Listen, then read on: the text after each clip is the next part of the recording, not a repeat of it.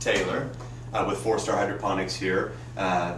This is a family-run business. My wife and I have owned half of this business for probably 10 years. And my mom is the one that she's the hands-on. She's the lady in here all the time. I have another job. I travel and everything, but getting ready to step more into this. As you go through today, you're going to have to excuse us because we're kind of in the middle of some different projects that I'll explain going through here. For 10 years, we've grown hydroponic tomatoes, and that's been kind of our claim to fame, if you will.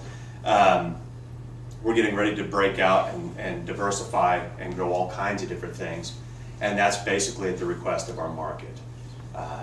We've been very blessed in that we do have a very good market that's loyal to us, loves our product, and they've started asking us, well, could you guys grow this? Could you do this? And at first we were like, all we know how to do is tomatoes, but after we kind of looked at it and how it would fit into our system and our overall operation, it's going to be a smart move for us. We don't have all our eggs in one basket, so to speak, and we're really excited about it. So we've got some different phases and some experimental things going on out here that we'll show you guys, and we're also going to give you guys some samples. And you can, so you guys can try all of this. But what we'll do is, as we progress here into the greenhouse, if you look right to your right, there's just a little gray deal, and you can step in that. It's just a solution that kind of sanitizes the bottom of your feet and everything. And we'll just start at the front, and I'll take you through how it's all 25 feet long. We train the plants on these strings. And what we do is, from the time that they get up to about 10 to 12 inches tall, they get a string wrapped around them. And they continue to grow up that, and we wind that string as it grows. And then what we do is what we call lean and lower. If we can squeeze this, it'll let string out, and we slide it. And what we're doing is just training that plant to kind of grow. If it gets too far out here, we switch them over. You'll notice all these lean one way, those lean the other way. As we go through, you'll see what it helps with the ripening of the plant.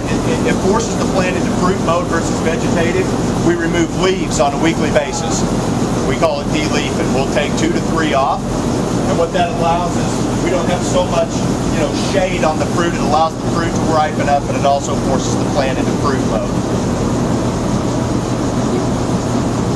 So we grow them in a perlite medium. There's 2 plants for each one of these buckets. They're offset on a diagonal. And like I said, it's not dirt. It's more like a styrofoam type deal. It really retains the moisture.